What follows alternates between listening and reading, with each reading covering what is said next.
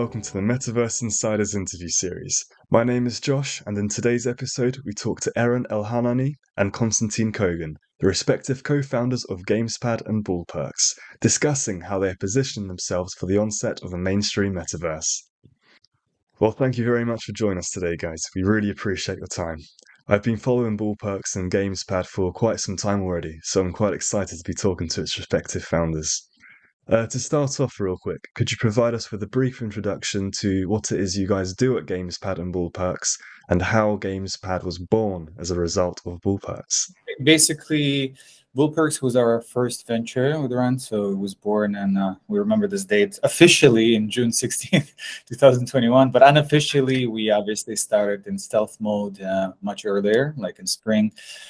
Both have like very lucrative careers in our own ventures and traditional hedge funds and crypto hedge funds. So, but then we saw a particular need, a problem in the space. We were both participating in various syndicates and investing in deals, and realized that the risk there is to lose all your money because the syndicate operator can just be in a different country and and then disappear, or they might not have, let's put it this way, the best risk management practices or due diligence skill set. So we realized that was a real issue, and existing projects at a time were not satisfying all the needs as per our analysis. And that's how BullPerks was born, as a decentralized VC and a multi-chain launchpad. So to date, we already listed more than 50 plus projects and had an impressive track record with some of the projects were doing incredibly well. We had like projects that did 1000x on top and at the peak.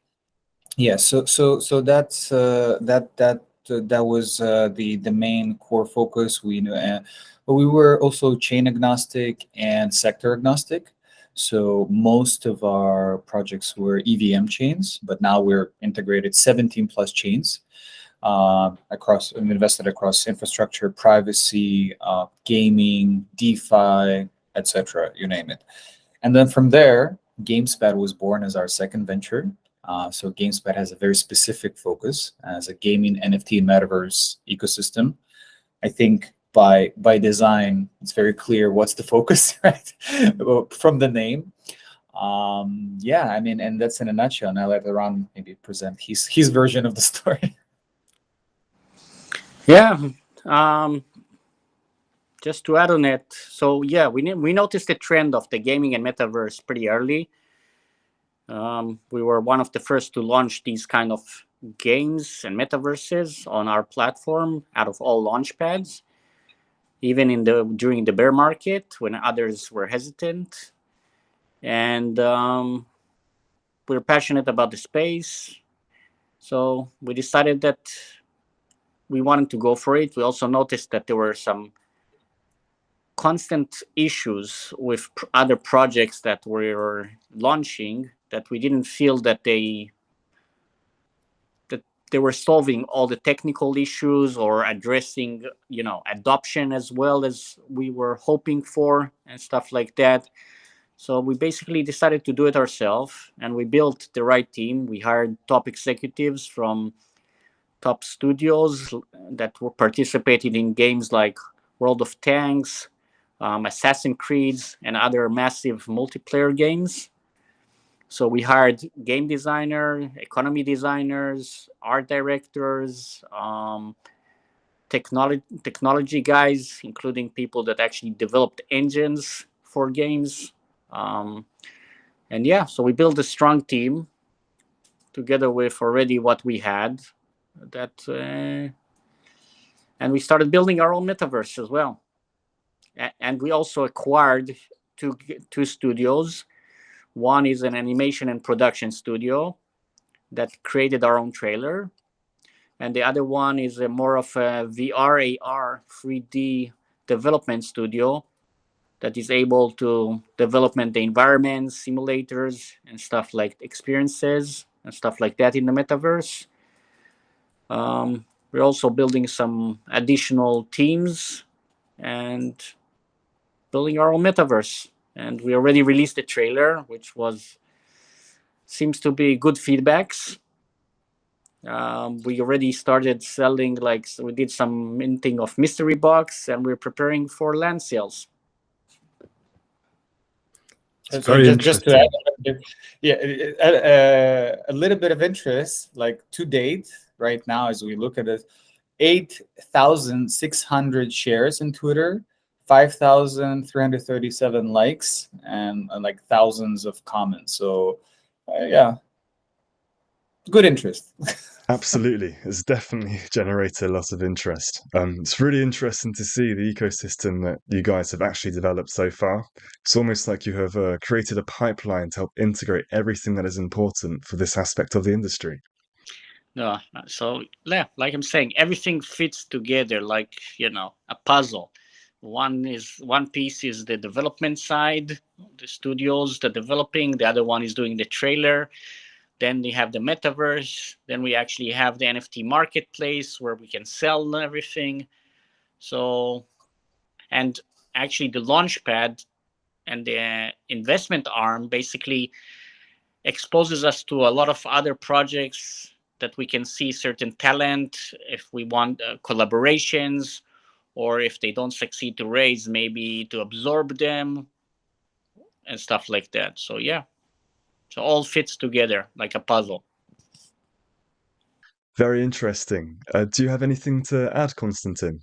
We did some, I think, successful tests before. So we did our initial INO. We designed this token, I would say, this name, initial NFT offering, right? I haven't heard anyone using it first, so we can claim it, maybe patent or do a trademark. So that was quite successful. So in our platform and OKX and Binance NFT, we sold more than 5.5 million of our NFTs, right? So that was our first kind of test. And from there, we learned a lot. We understood what people are, willing to have as a utility of the token or utility of the NFT. We learned a lot from those 70 launches and our own INOs. We did some other INOs as well of our partners' projects. Very niche, very selected one. We're now partnering with some of the other players in the space, either those marketplaces or guilds, and expanding our network. So yeah, I mean, that's another thing. I think we're as Eran mentioned, we're in a very good position, having like 300 plus different partnerships to actually help any other project to scale. That's very cool. I like to hear the fact that you guys have your in-house capabilities, but also that you're investing and working with external companies.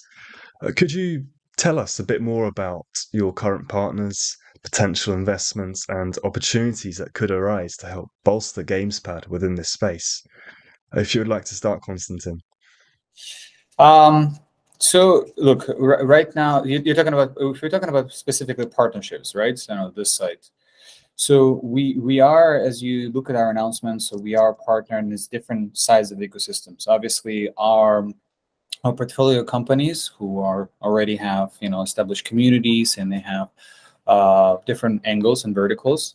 We have exchanges that that's a very logical and strategic partnerships, because they're always seeking for amazing projects to list, right? So that's the way of our cooperation. From there, as you can imagine, all the big exchanges, they have their own ecosystem. They have wallets, they have dexes, they have some of them have their own chains. For example, we integrate ecosystem product, right? Which now allows them to send us some exclusive products, right? So something like that they would never send to other launchpads that don't have this integration, right?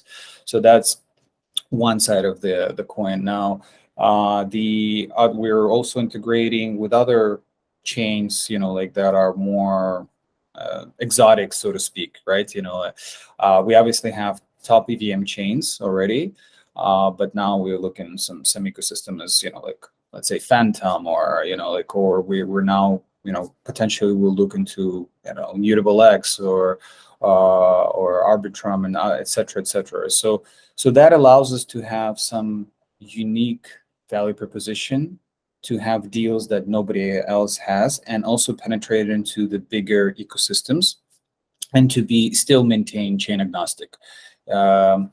That's another level. And then obviously we have some partnerships that are purely marketing, right? We have partnership with some big event organizers that have access to thousands of people, and we help them to promote their events, and to sometimes we speak, or sometimes we just purely write articles for them as contributor writers. Eran is contributor writer in multiple top publications, myself as well.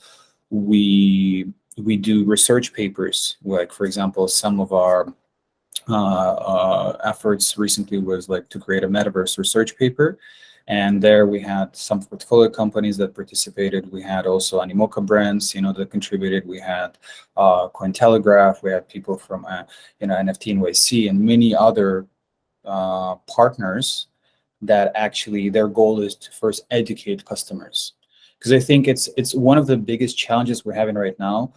We're still missing this level of the mid-level, which is the least sexy level, right? But it's needed. For example, you saw recently, there was a Porsche NFT collection that amazing brand. Everybody thought, well, it's going to be sold out in one day. Didn't happen. One of the reasons was not only people complained that there was a high price of the NFTs, but one of the reasons is that they overestimated the ability of the Web2 users to simply use wallets. That was one of the people were confused. They didn't know how the basics of NFT work, how to use it, where to go, how to connect MetaMask, etc. So those are the things which for us as Web3 natives are very clear. And for other people that requires more time, and we have to be patient. That's why we're partnering with companies and publications yourself, right, which we're very proud of, right? And the idea is to create more content and to help people to get into the space. So that's in a nutshell, and I'd let Eran maybe add a few words. We have a lot of investors that invested in us, and we are also partnering with them. And I mean, if you look, Animoca brands, for example, sharing all our information, our tweets and stuff like that. They're trying to do collaborations between projects that they have, including us and others. We also have, for example, a partnership with a top 3D artist that is designing some of our assets in the metaverse. We can't yet say his name, but it will be revealed soon. And he's one of the top in the space. And then we also obviously aiming for brands partnerships. So we're in talks with multiple brands, big brands, whether it's collaborations with NFTs, whether it's metaverse. So we're trying to bring them into our ecosystem, because obviously that's part of the adoption. It's really good to hear that you guys are going down this route, because it's very common for people to not really understand what this technology is nowadays. I speak to a lot of people, not necessarily in a professional sense, but friends and family alike, who aren't really aware of what it is. And should we speak about how to get an NFT or how you'd buy crypto, etc., they totally have no idea. I can understand how wallet infrastructure and all that can be quite daunting. It's a foreign concept to many people. So it's very good to see the likes of companies like you who are trying to make it more accessible and educate people through the use of media, but also by utilizing your own resources. It's really good to see. Really good to see. So you were talking about some of your features earlier, which differentiate you from other companies, make you unique. Could you walk us through some more of these features which really make you stand out from the crowd within this space, please? Yeah. I mean, I think that one of the things that differentiate us is that we actually took the time to think through everything and really go deep in our design. Most of the metaverses and gaming projects that you see, they had an idea and they immediately started executing. And sometimes, when you start building the roof before you build the foundation, you know what will happen later.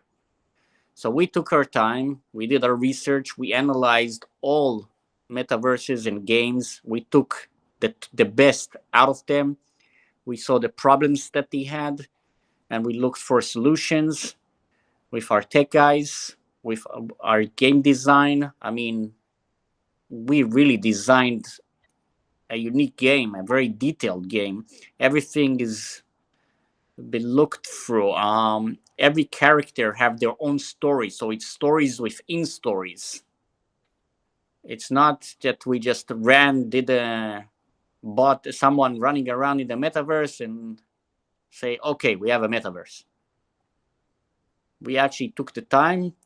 It cost money and time, yes, but you know, we'd rather do it good from the beginning than afterwards try to fix it. I think that was one of our main differentiator. And in that sense, for example, like I said, we partnered with a top 3D artist because we really cared about the quality and wanted it to be unique. And obviously looking for the right brands to bring on board and the right partnerships. So yeah, let Constantine continue. Yeah, I mean, we just released white paper, so on elseverse.io, you can go, you can see our trailer. So obviously we talked about it, but in terms of the mission statement, we are very different on how we see. Like, we do believe that metaverses are all like, they're like the catalyst of everything that people are doing, like how they're embracing the new reality, the new virtual reality. So we realized after actually investing in multiple metaverse projects that some of them have an amazing product, like really like incredible product gameplay, like it can be like exciting, but the challenging part of it, like what's gonna push people to stay and actually be excited about the game and to return. That's how there was a huge criticism last year. I'm sure you remember when there was like this articles that, there's like only 10,000 active users in the top metaverse world. Again, not gonna say names, we all know who they are, right? And those are multi-billion-dollar projects, right? With huge valuations, with incredible budgets and teams, of hundreds of people.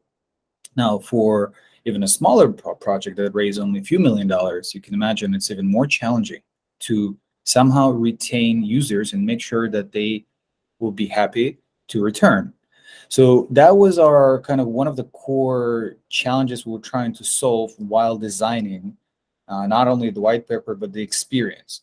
Because it's not only about the incentivized like play to earn model, right? It's about like, the combination of gameplay, the story, and the excitement. Why would people be part of the ecosystem? And I think we did it pretty well. Again, it probably will take me like another half an hour just to talk about this side. So I just urge people to, if they have a moment, to take a look at the white paper. We took really a lot of time to design and explain very clearly how can you hatch eggs, how can you like hunt the dragons, how can you collect, like participate in scavenger hunts, and have an excitement just purely as a game. Yes, the focus is play, live, dream, socialize, and earn. It's not a play to earn. The earn is just a side bonus, but not the main feature. This is not the reason why you come participate. And also for the adoption, we're making sure that this is not conceived as a crypto project. So basically, anyone can participate. It's a free to play, obviously with premiums, but it's free to play initially, and we take credit cards, Apple Pay, whatever. You don't need to pay with crypto or anything. Everything is done as a black box behind the scene. You don't need to even know that it's a crypto project. I really appreciate the accessibility, but also the transparency with that, because as we mentioned before, it's daunting for many individuals to break into the space. So I'm really interested about this metaverse project of yours now, because it appears that you've effectively gamified this aspect of it in its entirety to make it more accessible, also enjoyable. Because many of these metaverses that are currently out there don't necessarily establish themselves as a game, as you guys have in this instance. But concerning this, are you looking to expand on it as more than a game, or do you wish to keep it purely from an entertainment basis? No, so a game is just part of this. It's just one of the aspects that we've shown, for example, in our trailer. But it's not the only one. It's actually, we're trying to approach and attract as many people and as wider net as possible. So we have obviously the shopping and the e-commerce, like I mentioned to you, with big brands coming and stuff like that. We'll have the socializing aspects. We'll have, people, the community participating, building, kind of like, you know, community involvement. There'll be events, both like on the sport or music and art, stuff like that. So we are gonna do it much bigger. The gaming is only a part of it, and to make it more interesting at the beginning. Yeah. I mean, you will be able to create your own avatar and then customize it. We're including the ability to, like to earn, win, and purchase like avatars and then accessories, and to make it like very truly unique and immersive, right? As Ron mentioned, there will be some opportunities to shop, walk on the streets, bars, galleries, and participate in some presentations or expositions. So there are a lot of infrastructure also to update, but also like, as it's its own world, like think about it, you're designing, you're architecting like a world where there are a lot of opportunities, right? Like we were asked like before, like, what's the point of buying lands in the new metaverse? We're like, well, think about like if you would be able to buy land in Manhattan in the 1800s, knowing what's going to happen to Manhattan now, right? So that's another thing. Like the opportunities are so amazing, right? And so versatile that we can create like 10 different options how to make it exciting. And the question is also that we don't want to be like the only one who are doing that. Our goal is to listen to the community and also adjust the direction of the project based on the feedback from the community. That's awesome. I'm glad to hear that you're actually expanding upon that and not simply sticking to the game aspects of it, because, as you said, it has limited capabilities when you keep it as a game. Thus, it brings in more people to make it more accessible as a whole, so therefore, just going to be more prolific to that extent. So, strategically speaking, how would you like to be positioned for the onset of a fully fledged metaverse? Where is it you guys would like to be in the next few years or so, per se? Top 3. Yes. Just kidding. We don't like to be an average. I mean, it's not a competition, obviously, but we're not building to be mediocre. So we always aim high. I mean, we did it already with BullPerks. We were top 5 launchpad. So hopefully we succeed as well with the metaverse and with our ecosystem. Yeah. I mean, this is a huge project. We realize that it's multi-years development. It's not one and done. So it's a long-term vision. It's a legacy. That's fantastic to hear. Anything to add, Constantin? We have to aim for the stars, and yes, we are ambitious. We don't see any limitations, like we always want to be, number one in everything, but we're also realistic. We understand there are established players in the space, and it will take time just for discovery and differentiation factor. But we do believe that, our professionalism combined with our passion will outperform and outwork everyone. That's our stance. That's a great stance to have. It's a good approach within this industry. So I'm also very intrigued. You obviously have a lot of things in the pipeline, and what you've done is already phenomenal. Yeah, could you tell me a little bit about what you guys are looking to achieve within the next few years, and if there's anything exciting which may come to light within the next few years or so? Well, the obviously the demo, the beta version, right? That we want to show the experience. We want people to already start actually using it and providing us feedback, because that will be invaluable, right? So that will be super important for us to actually see actual users participate in the world and provide us, like the feedback. Now, obviously, we're looking to launch several mini games, like inside the space, and also to test the experience to make sure, it's a good match, right? We are looking to make some really interesting partnership with big brands so that they will be part of the metaverse, and that obviously builds a lot of trust and participation with their needs, because they have their own specific needs. We are looking to partner with some other institute, like let's put it infrastructure and institutional partners, which we cannot name for now, but that will be also very exciting. Let's put it this way: the names that you will all know, and we believe with that will automatically bring us to a very different level.